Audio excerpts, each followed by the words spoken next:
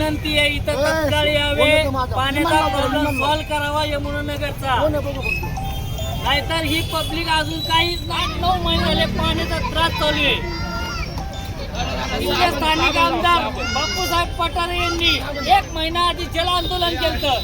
त्या जल आंदोलनाचाही काही उपयोग झालेला नाहीये, अधिकाऱ्यांवर काही फरक पडलेला नाहीये. यमुनानगर मधील सर्व रहिवाशांना पाण्याचा एवढा भयंकर त्रास होतोय.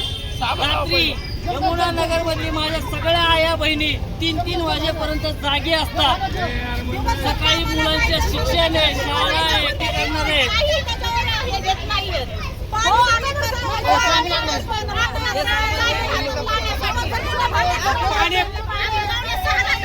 पाण्यावाल्यांना विचारलं ना,